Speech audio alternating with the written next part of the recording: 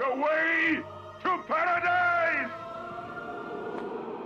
Every sword and sorcery genre fan has one movie that started it all for them. To me, it was Conan the Barbarian. The genre doesn't get much better than Conan, and a majority of the credit for the film's success goes to James Earl Jones for portraying the villain Thulsa Doom. Thulsa Doom was the perfect villain. He was sinister, brutal, and did not think much about killing others. The most chilling scene in the film is where he asks a woman to jump to her death. It shows his power, not just as a warrior, but also as a leader who could get anyone to obey him. Now they will know why they are afraid of the dark. The making of an evil sorcerer. In the films, the story of Thulsa Doom ends with Conan killing him, but in the series the film is based on, written by Robert E. Howard, he is a recurring villain. Fans of the film have been yearning to know more about Doom since way too long, and many do not seem to know about the iconic limited issue comic book series explores Thulsa Doom's origin. The comic sheds a light to his past, when he was a mortal and not the evil lich wizard that we are familiar with, and explores all the conflicts and struggles he experienced, making his story the perfect anti-hero narrative. Okay, I've yapped enough. Now let me tell you the story of Thulsa Doom, written by Peter David and Luke Lieberman, and illustrated by Will Conrad. We begin in the western hinterlands of the continent of Thuria, where raiders of the Pictish Isles lead the people they have just enslaved from Maracanda. The raiders talk amongst themselves and worry about the Pictish Isles, as they've heard news about Atlantis drowning in the sea. That is how old the story is, before the drowning of Atlantis, where magic was a common thing and mythical beasts roamed the earth. The other raiders are not too concerned and celebrate the news of Atlantis drowning, as they maintain power over the seas, and now the Pictish tribes could try their luck. Their conversation is interrupted by a deep rumble that shakes the earth beneath their feet. One of the enslaved girls tells Thidrek, a raider, that their people have seen monsters rising from the earth because of the earthquakes, but the raider is not one to listen. He slaps her and demands to know her age. When she says 14, he grabs her menacingly. One of the other raiders, sensing his intentions, asks him to wait till they reach the ship. Thidrek isn't that good in the listening department and picks a fight with his own men for ordering him. Their fight is stopped by a muscled man, none other than Thulsa Doom, showing himself. He hasn't earned his last name yet though. As soon as the raiders see this well-built man, they ask him to kneel, but Thulsa has been in chains all his life, and having been recently out of them, has no intention of ever kneeling in front of anybody. Thidrek raises his club, but Thulsa looks him in the eyes and tells him that there is no need to fight.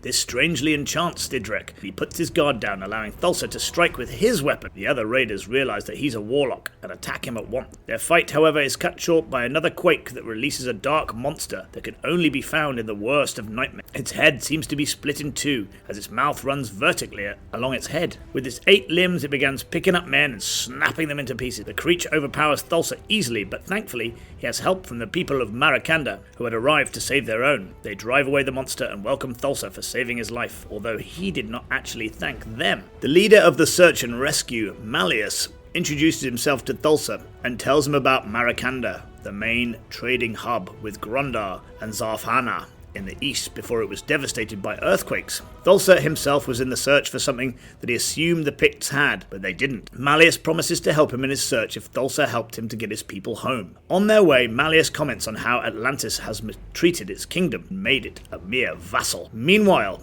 in Poseidonis, the remaining part of Atlantis, the servants of Lady Ancasta cut a slave and collect her blood in a bowl for their mistress. Ancasta, whose face is so burnt that half of it is no longer covered by skin, drinks it eagerly and utters a spell that fixes her face into its former glory. She then heads to the council chamber of the High Lords of Atlantis, where she has to answer for her escaped slave Thulsa, who damaged Atlantis whilst fleeing. They order Ancasta to return with his head or not return at all. One of the council members, a withered old man named Kyaneth, demands her head instead of claiming that Thulsa would not have escaped if Ancasta had not taken him as a lover. Ancasta points out that Kyaneth was just jealous, as she had rejected his advances. Their fight increases and the two wizards began battling out till Ancasta kills Kyaneth. She promises to find Thulsa and leaves, but not before demanding another glass of blood, as the fight had returned her burnt face.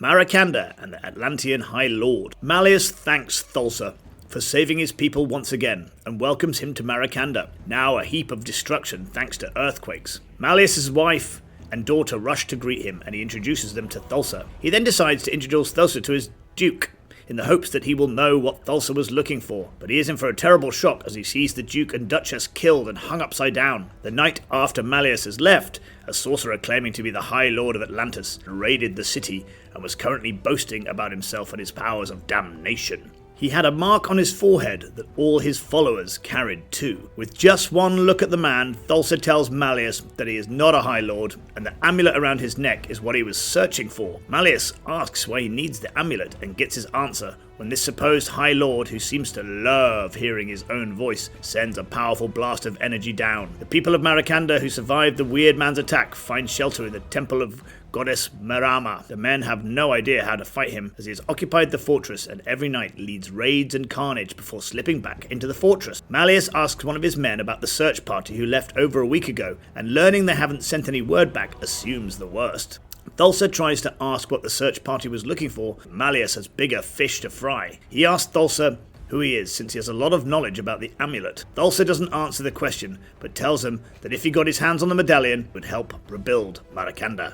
Since many of the High Lord's men left for a raid in the night, Thulsa suggests infiltrating the fortress then. As Malleus's men knew the fortress as well as their own swords, it was not a big deal to them. Thulsa assured them that he would handle the sorcerer if they got him inside. As night falls and the men prepare to enter the fortress, Malleus asks one more time who Thulsa is. Thulsa tells him that he will know once the night is over. Once the men sneak past confused guards who are busy in conversation, wondering what their master blabber about all day, they meet the High Lord face to face. He promises to make whores out of their widows, to which Thulsa replies that he is not a lord. This angers the man a lot, and he sends his disciples to kill him. But a single worded command from Thulsa makes them stop in their tracks. Thulsa points to the mark on his forehead and reminds the High Lord that the mark was only branded onto the worst offenders of Atlantis. This enrages the High Lord even more, and he releases a two-headed giant bloodhound with spikes along its spine, serpent-like tongue, and razor-sharp teeth. Thulsa channels his powers too, and when the High Lord commands the monster to attack, it begins ripping apart his own disciples. Malleus's men prepare their crossbows just in case and fire at the creature despite Thulsa's orders not to. This attracts the attention of the beast, which begins attacking Malleus's men.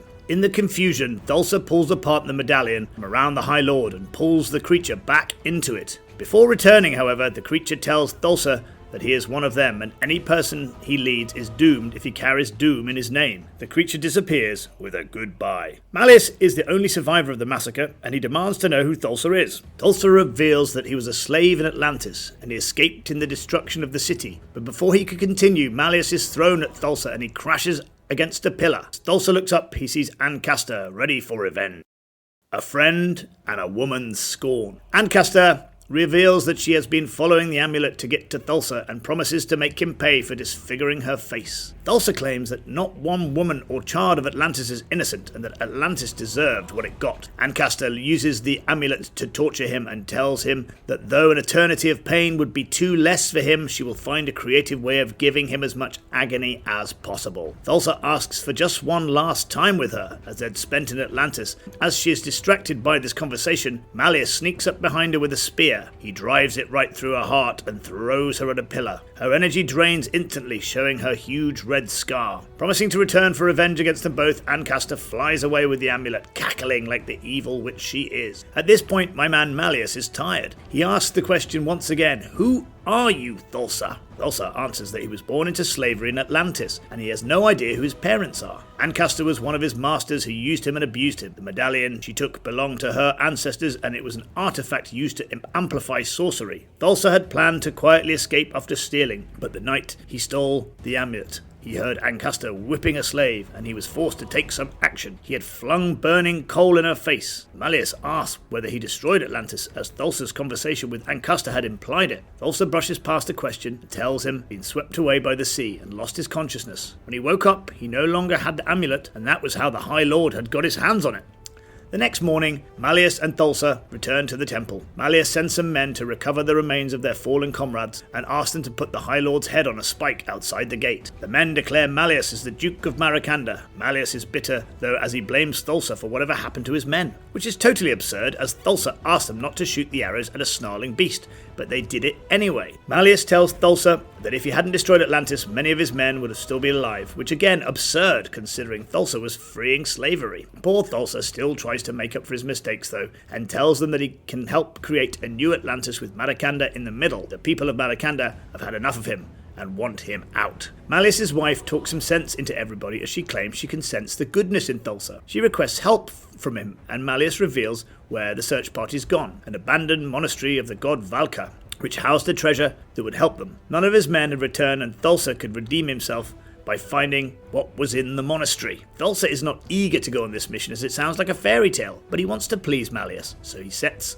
out on a horse. When Thulsa nears the monastery, which by the way looks like the tower Rapunzel was imprisoned in, Ancasta is waiting for him. She beheads his horse and commands the vines to bind him. While Ancasta begins laying out all the different ways she plans to torture him, Thulsa concentrates on using his power, cause the cliff over her to fall and trap her. He then climbs up the tower to find Malleus's men scattered all over. He wonders what happened, but doesn't have to for long, as the stone lions at the entrance gain sentience and attack him. He is still dealing with the lions when Ancasta catches up. This works well as the lions turn their attention to her, and Thulsa easily enters the monastery. Inside, he sees stone figures of monks near the stone figure of Valka, which wields a magnificent sword. As soon as Thulsa takes it, the stone monk speaks to him and tells him that he's not worthy enough of taking the sword.